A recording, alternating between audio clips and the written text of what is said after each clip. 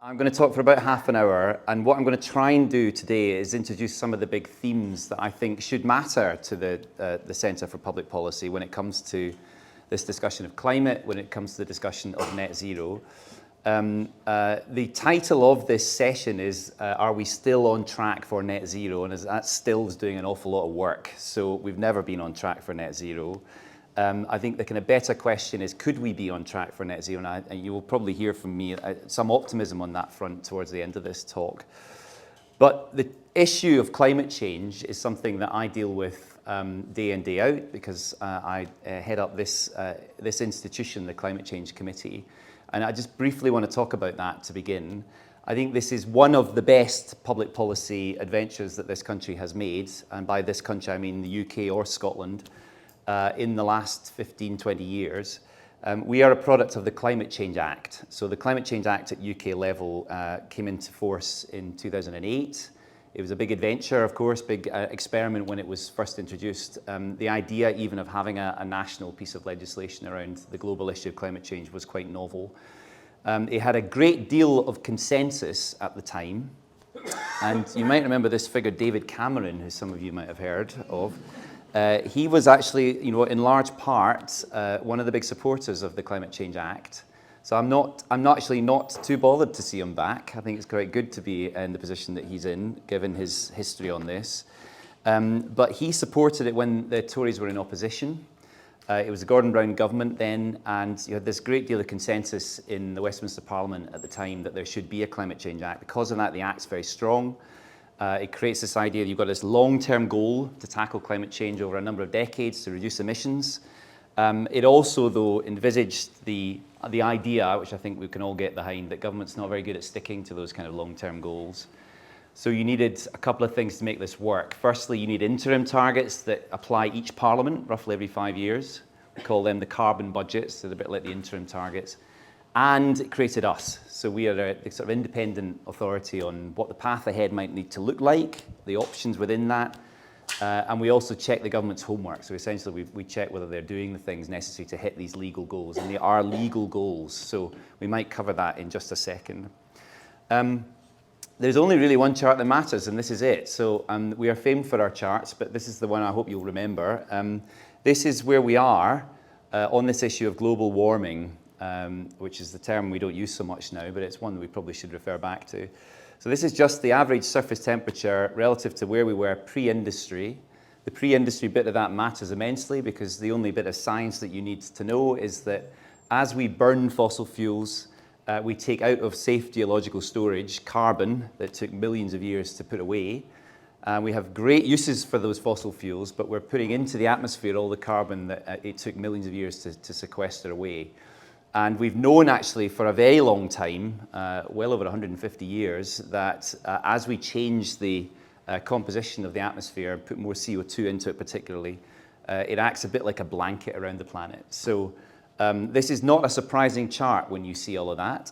We have warmed the planet by about 1.2 degrees centigrade as we talk today, which might not sound a lot, but it is a lot in planetary terms.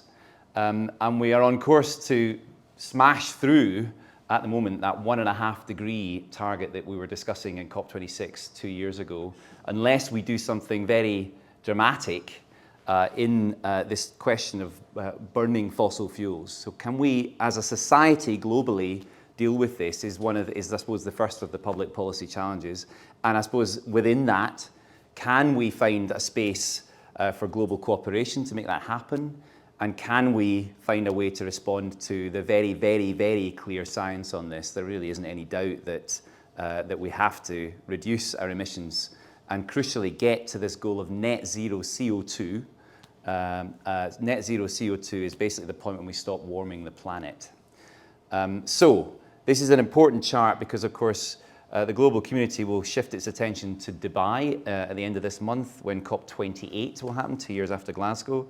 And I'll discuss some of the things that we'll be talking about in Dubai in the next part of this discussion. Now, this is a sort of stylized a chart, again borrowed from a piece of work that's done by the IPCC, which is the UN's kind of scientific clearinghouse for the climate science. It's stylized, but it's still very useful. Basically, this tells you that future emissions will have an impact on temperature. The higher those emissions are, the higher the temperature. The lower those emissions are, the lower the temperature. The other thing I take from this chart is it is only a question of how much or how early we stop the progress of temperature increase. It's not a question yet of bringing it back down again. So, we've got the discussion. This is often difficult because we're only in the kind of realms of discussing how much worse it will be, and that's the other point about net zero. Net zero is just the point when it stops getting worse. So this is quite a good way of looking at it. Now, in my trade, we tend to look at this range of temperature outcomes in here. So what you're seeing here is on the left, the temperature outcomes that come by the end of the century when you follow these stylized emissions pathways. So at the very pessimistic end, you've got a 4-degree world by the end of the century, and at the very optimistic end, you've got a 2-degree world. Now, 2 degrees matters because that was the main pledge in the Paris Agreement, which was set in 2015. It talked about keeping temperatures to well below 2 degrees centigrade and making best efforts for 1.5. And I'll show you in a second why I think 1.5 is slipping out of view. But let's just look at the 2 and the 4 framing.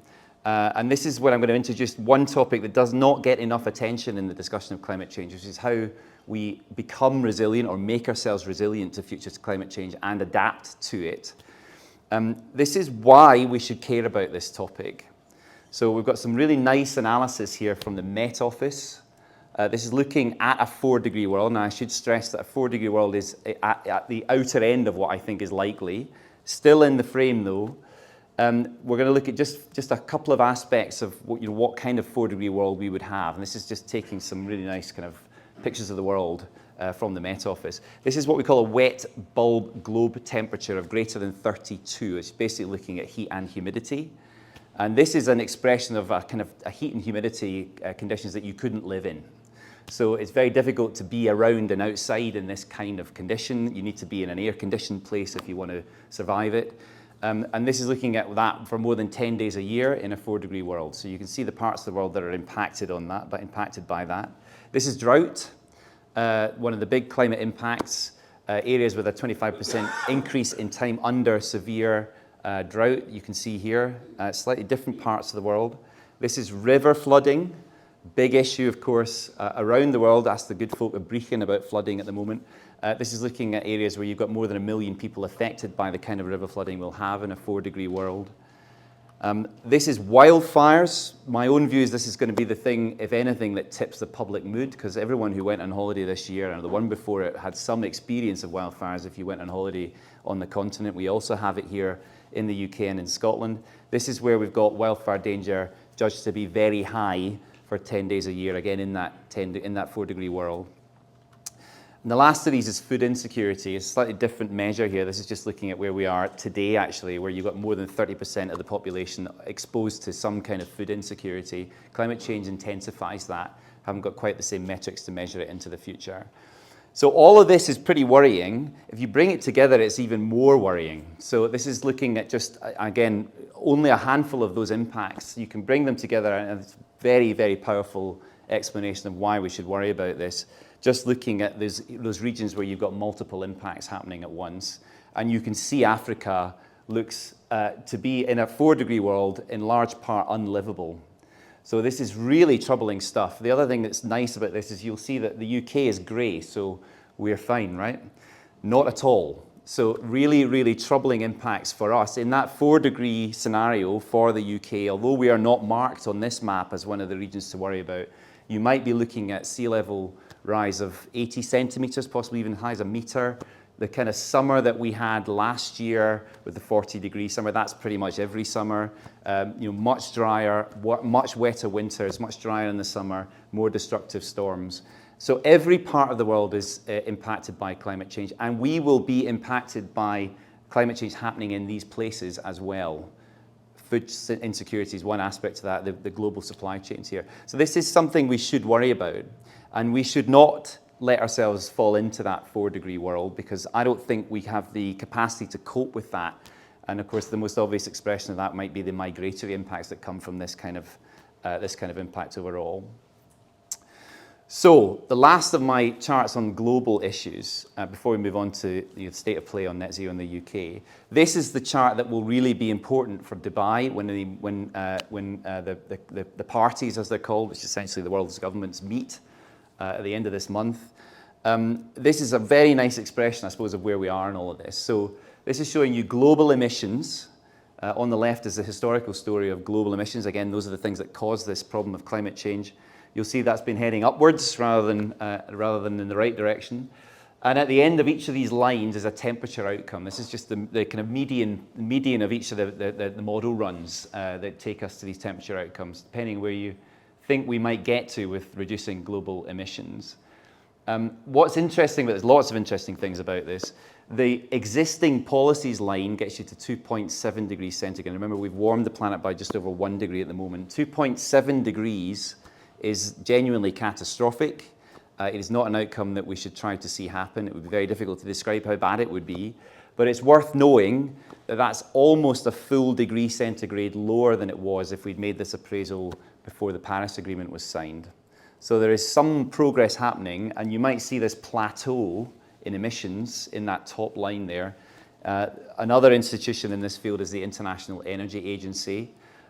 They are now very confident that under existing policies we are in the plateau period for emissions, and therefore we are close to the peak for fossil fuel demand, for CO2 emissions with it. We may even be in the year when we see that peak. There was some really interesting stuff yesterday indicating that China may have peaked its emissions, and that's a big driver of this.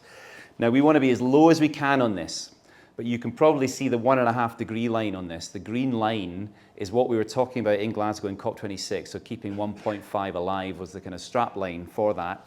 You can see how difficult that is. That is, in technical terms, bloody difficult, and you can probably see why. So the short-term reductions are really demanding, really demanding. Even in a pandemic globally, we didn't get anywhere close to those kind of emissions reductions. So we need to be moving down these curves.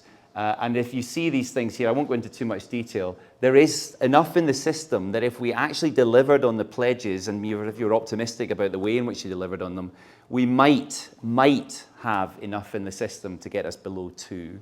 I'm not quite that optimistic, but that's what we'll be discussing at COP. And this is a very important COP because it's in a petro-state. We're going to have to confront what happens when you slide down the other side of this emissions curve. And weird things happen when you do that.